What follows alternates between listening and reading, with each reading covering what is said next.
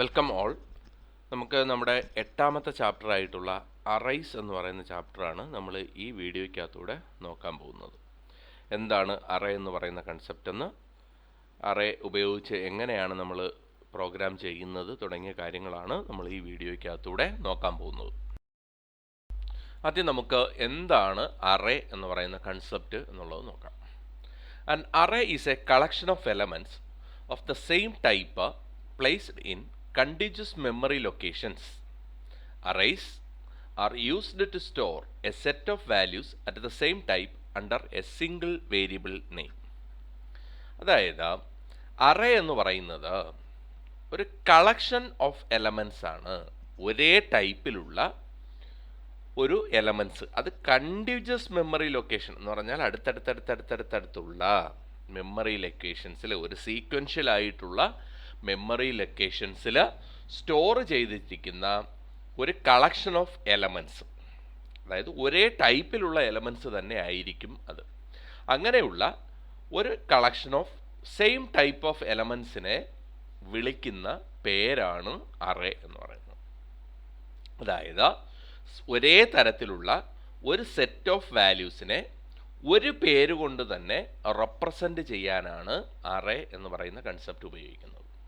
അതായത് ഒരു group of elements, ആ എലമെൻറ്റ്സിനൊരു പ്രത്യേകത ഉണ്ടാവും, അവ ഒരേ ടൈപ്പിലുള്ളതായിരിക്കും, അവ അടുത്തടുത്ത മെമ്മറി ലൊക്കേഷൻസിൽ സ്റ്റോർ ചെയ്യുന്നതായിരിക്കും, അവയെ ഒരു പേര് കൊണ്ട് റെപ്രസെൻ്റ് ചെയ്യാൻ കഴിയും. അപ്പോൾ an array is A collection of elements of the same type placed in contiguous memory locations. Array are used to store a set of values of the same type under a single variable name. ഒരേ variable name കൊണ്ട് തന്നെ നമുക്കൊരു group of എലമെൻസിനെ, നമ്മളിപ്പോൾ ഓരോ elements ഓരോ പേരുകൊണ്ടല്ലേ പറഞ്ഞിരുന്നത്, പക്ഷേ ഒരേ തരത്തിലുള്ള ഒരു ഗ്രൂപ്പ് ഓഫ് എലമെൻസിനെ ഒരുമിച്ച് പ്രോസസ്സ് ചെയ്യാൻ അതിന് ഒറ്റ പേര് കൊടുത്ത് നമുക്ക് ഉപയോഗിക്കാൻ കഴിയും. ആ കൺസെപ്റ്റിനെ വിളിക്കുന്ന പേരാണ് അറേ. ഇനി നമുക്ക് എന്തുകൊണ്ടാണ് അറേ എന്ന് പറയുന്ന കൺസെപ്റ്റ് ആവശ്യമായിട്ട് വരുന്നത് എന്നുള്ളത് നോക്കാം. നമുക്ക് let us consider A situation where we need to store the scores of 20 students in a class and has to find their class average. അപ്പം നമുക്ക് 20 കുട്ടികളുണ്ട് ഒരു ക്ലാസ്സിനകത്ത്. അവരുടെ സ്കോറ് എന്ത് ചെയ്യണം? നമുക്ക് റീഡ് ചെയ്തെടുക്കണം. അപ്പോൾ ഒരു ക്ലാസ്സിനകത്തുള്ള 20 കുട്ടികളുടെ സ്കോറാണ് വേണ്ടത്. എന്നിട്ട് അതിൻ്റെ ആവറേജ് നമുക്ക് കണ്ടുപിടിക്കണം. If we try to solve this problem by making use of variables, we will need 20 variables to store student score. അപ്പോൾ നമ്മൾ സാധാരണഗതിയിൽ എങ്ങനെയാണ് ചെയ്യുന്നത്? സ്റ്റുഡൻസിൻ്റെ സ്കോറ് സ്റ്റോർ ചെയ്യാൻ വേണ്ടി ഓരോ വേരിയബിൾ എന്ത് ചെയ്യും? ഡിക്ലെയർ ചെയ്യും. അങ്ങനെ ഡിക്ലെയർ ചെയ്യുന്ന സമയത്ത് 20 കുട്ടികളുടെ സ്കോറ് സ്റ്റോർ ചെയ്യണം എന്നുണ്ടെങ്കിൽ എത്ര വേരിയബിൾ വേണം? 20 വേരിയബിൾ വേണം, അല്ലേ? അതാണ് നമ്മൾ പറഞ്ഞത്, we will need 20 variables to store student score. അപ്പോൾ ഇതേ കണക്ക് 20 വേരിയബിളുകൾ ആ സ്റ്റുഡൻസിൻ്റെ മാർക്ക് റീഡ് ചെയ്യാൻ വേണ്ടി നമ്മൾ ഡിക്ലെയർ ചെയ്യുന്നതെന്ന് വിചാരിക്കുക. അതിനെ റിമെമ്പർ ചെയ്യാനും മാനേജ് ചെയ്യാനും ഒക്കെ വളരെ ബുദ്ധിമുട്ടായിരിക്കും. It is not an easy task to perform this 20 variables. ഈ 20 വേരിയബിൾ വെച്ചുകൊണ്ട് നമുക്ക് ആ ഓപ്പറേഷൻ പെർഫോം ചെയ്യുക എന്ന് പറയുന്നത് കുറച്ച് ബുദ്ധിമുട്ടുള്ള കാര്യമാണ്.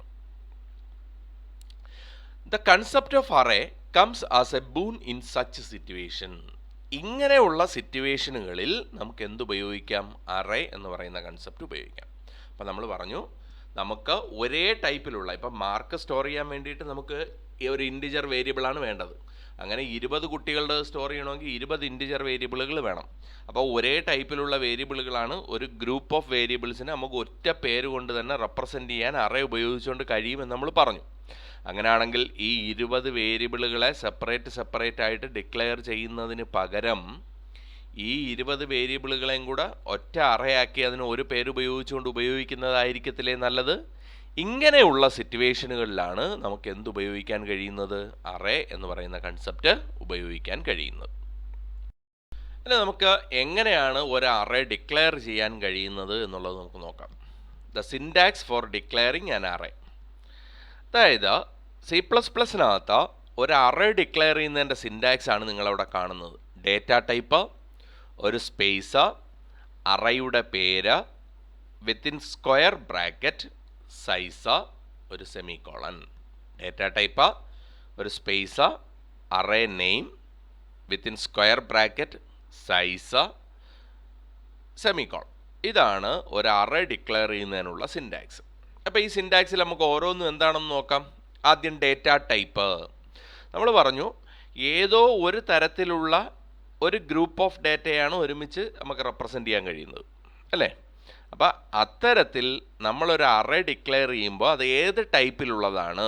ഇൻറ്റിജർ ആണെങ്കിൽ ഇൻറ്റ്, ഫ്ലോട്ട് ആണെങ്കിൽ ഫ്ലോട്ട്, ക്യാരക്ടർ ആണെങ്കിൽ CHAR. അപ്പോൾ ഇങ്ങനെ ഏത് ടൈപ്പിലുള്ളതാണ് നമ്മുടെ അറയ്ക്കകത്തുള്ള എലമെൻറ്റ്സ്? ഒരേ ടൈപ്പിലുള്ള എലമെൻറ്റ്സേ പറ്റത്തുള്ളൂ. അപ്പോൾ അത് ഏത് ടൈപ്പിലുള്ള എലമെൻറ്റ്സ് ആണ് എന്ന് കാണിക്കാൻ വേണ്ടിയിട്ടാണ് നമ്മൾ ഡേറ്റ ടൈപ്പ് ഉപയോഗിക്കുന്നത്. ഇനി അറേ നെയിം, അതൊരു ഐഡൻറ്റിഫയർ ആണ്. എന്ന് പറഞ്ഞാൽ എന്താ? ആ അറയെ നമ്മളൊരു വേരിയബിളിനെ തിരിച്ചറിയാൻ വേണ്ടി വേരിയബിളിന് പേര് കൊടുക്കൂലേ?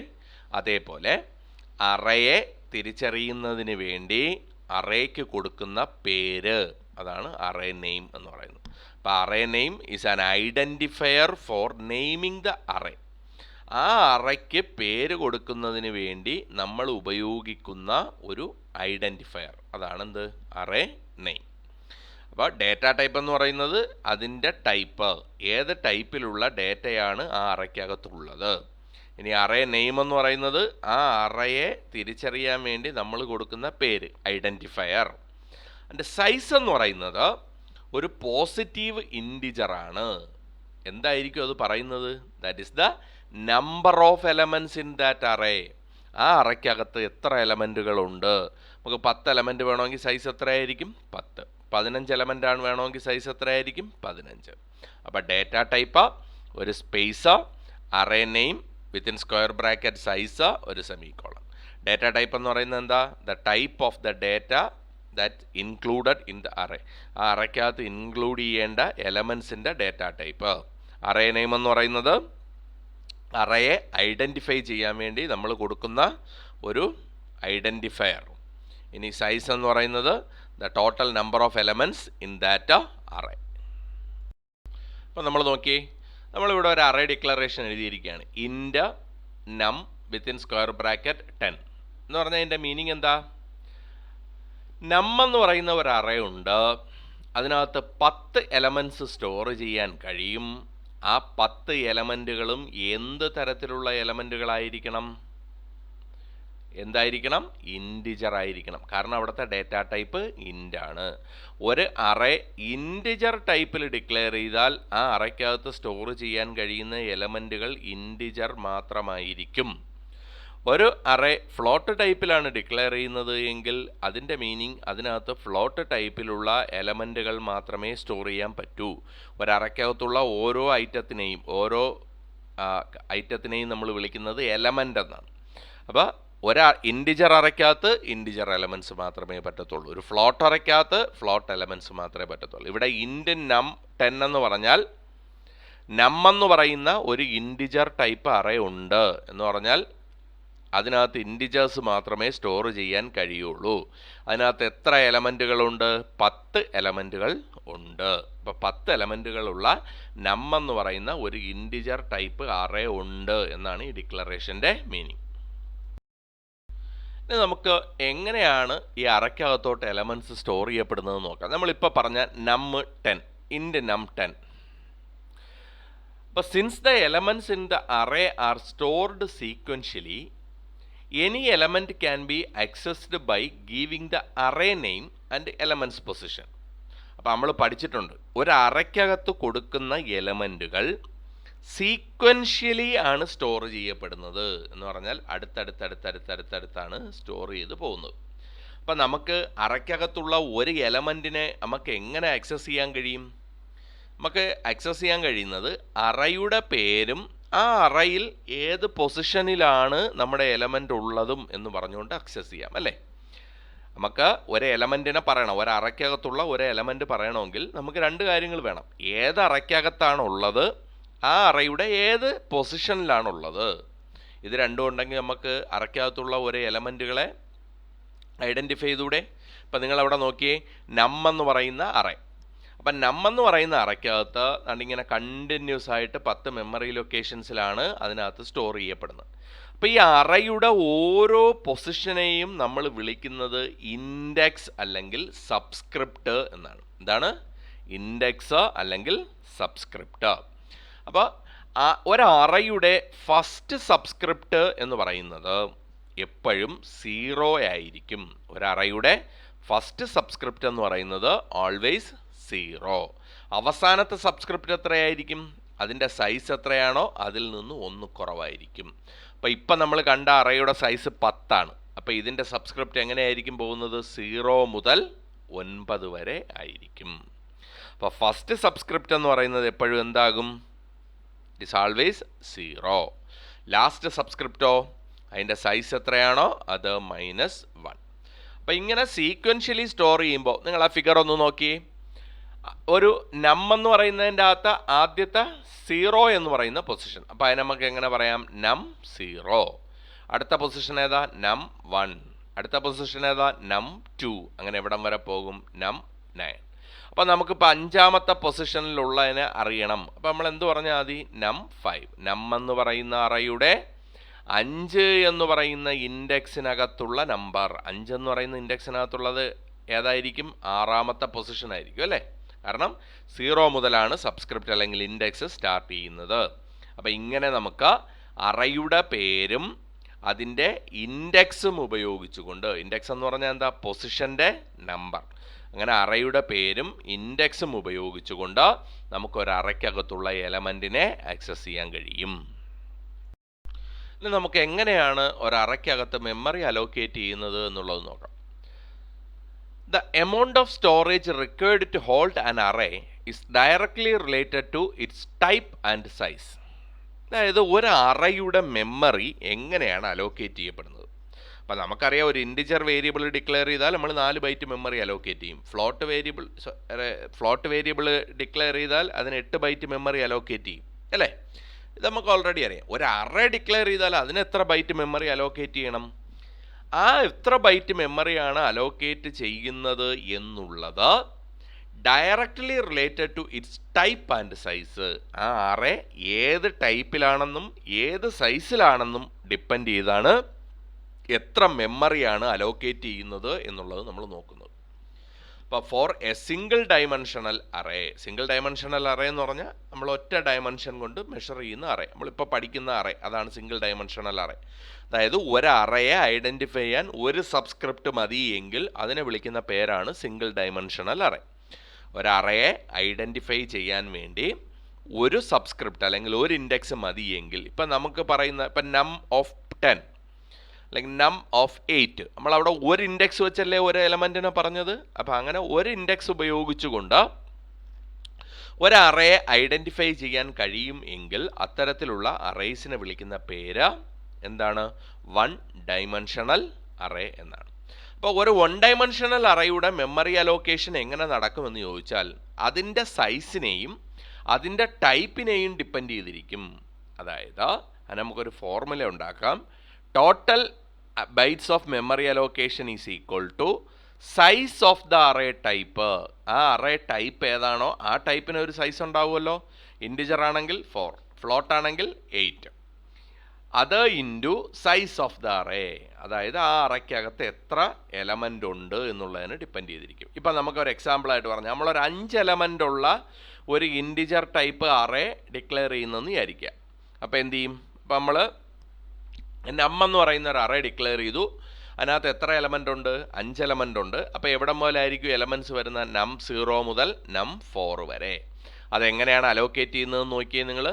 നം 0യ്ക്ക് വേണ്ടി ഒരു 4 ബൈറ്റ് മെമ്മറി അലോക്കേറ്റ് ചെയ്യും. നം 1 ഓരോന്നും ഇൻറ്റിജർ അല്ലേ, അപ്പോൾ അതിനൊരു 4 ബൈറ്റ് മെമ്മറി അലോക്കേറ്റ് ചെയ്യും. നം 2ന് ഒരു 4 ബൈറ്റ് മെമ്മറി അലോക്കേറ്റ് ചെയ്യും. നം 3ക്ക് ഒരു 4 ബൈറ്റ് മെമ്മറി അലോക്കേറ്റ് ചെയ്യും. നം 4നും ഒരു 4 ബൈറ്റ് മെമ്മറി അലോക്കേറ്റ് ചെയ്യും. അങ്ങനെ 5 എലമെൻറ്റുകൾക്കും കൂടി 20 ബൈറ്റ് അലോക്കേറ്റ് ചെയ്തു. അത് നമുക്ക് എങ്ങനെ കിട്ടും?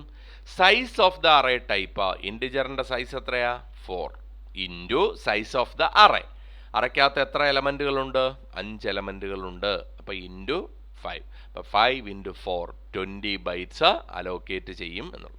അപ്പോൾ നമ്മളൊരു സിംഗിൾ ഡയമെൻഷണൽ അറേയുടെ മെമ്മറി അലോക്കേഷൻ എങ്ങനെയാണ് കണ്ടുപിടിക്കുന്നത്? It's directly related to its type and size. അപ്പം അതിനുള്ള ഇക്വേഷനാണ് നമ്മൾ പറഞ്ഞത്. Total bytes allocated is equal to size of the array type into size of array. ഇനി നമുക്ക് എങ്ങനെ ഒരു അറേയെ ഇനിഷ്യലൈസ് ചെയ്യാം? നമ്മളൊരു വേരിയബിൾ ഡിക്ലെയർ ചെയ്യുമ്പോൾ വേരിയബിൾ ഇനിഷ്യലൈസ് ചെയ്യാറില്ലേ? ഇപ്പോൾ ഇൻറ്റ് എ എന്ന് ഞാൻ പറഞ്ഞ് int a is equal to 10 എന്ന് എനിക്ക് ഇനിഷ്യലൈസ് ചെയ്യാം. അങ്ങനെ ഒരു വേരിയബിളിനെ വേണമെങ്കിൽ, ഒരു അറയെ വേണമെങ്കിലും നമുക്ക് എന്ത് ചെയ്യാൻ പറ്റും? ഇനിഷ്യലൈസ് ചെയ്യാൻ പറ്റും.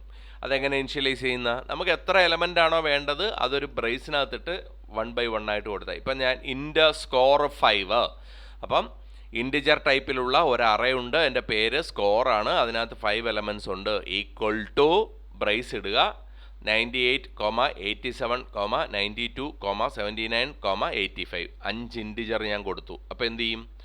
അതിൻ്റെ സ്കോർ ഓഫ് 0 98 എടുത്ത് വയ്ക്കും, സ്കോർ ഓഫ് 1 87 വയ്ക്കും, സ്കോർ ഓഫ് 2 92 വയ്ക്കും, സ്കോർ ഓഫ് 3 79 വയ്ക്കും, സ്കോർ ഓഫ് 4 85 വയ്ക്കും. ഇങ്ങനെയാണ് അറേ നമ്മൾ ഇനിഷ്യലൈസ് ചെയ്യുന്നത്.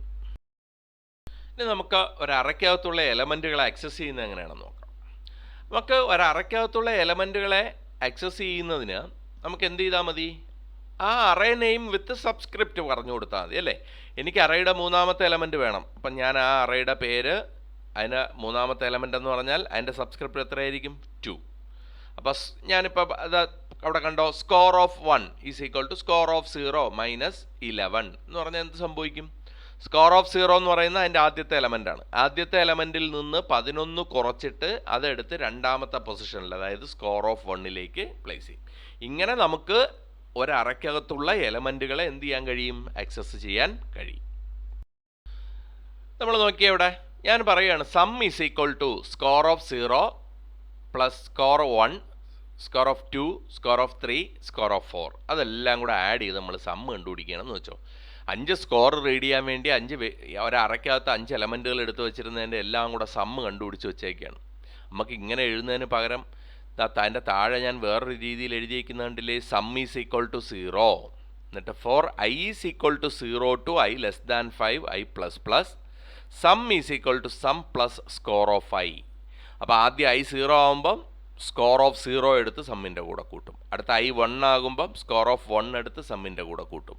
അടുത്ത ഐ 2 ആകുമ്പോൾ സ്കോർ ഓഫ് 2 എടുത്ത് സമ്മിൻ്റെ കൂടെ കൂട്ടും. അടുത്ത ഐ 3 ആകുമ്പോൾ സ്കോർ ഓഫ് 3 എടുത്ത് സമ്മിൻ്റെ കൂടെ കൂട്ടും.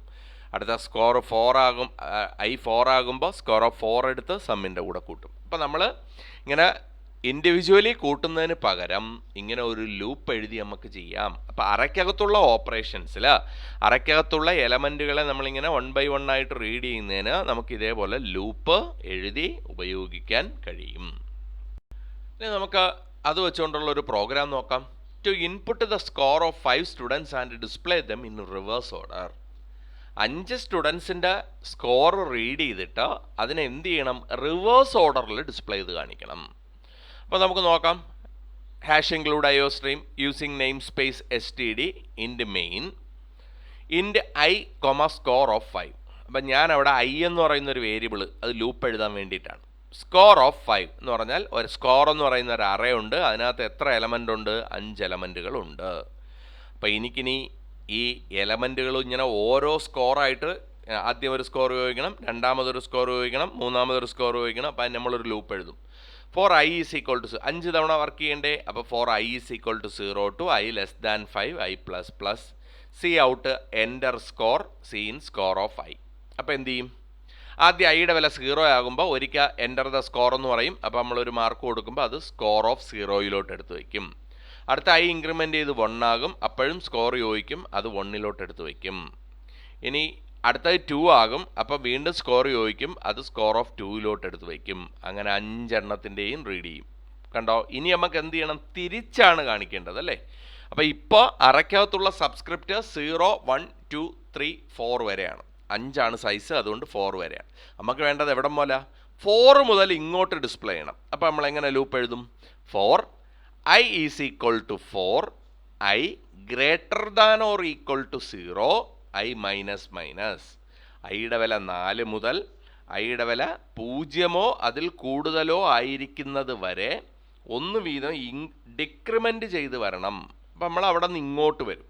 എന്നിട്ട് നമ്മൾ എഴുതും സ്കോറ് ഏതാണ് ഐ ആണ് അല്ലേ. ഐയുടെ വില 4 ആകുമ്പോൾ സ്കോർ ഓഫ് 4 ഡിസ്പ്ലേ ചെയ്ത് കാണിക്കും. ഐയുടെ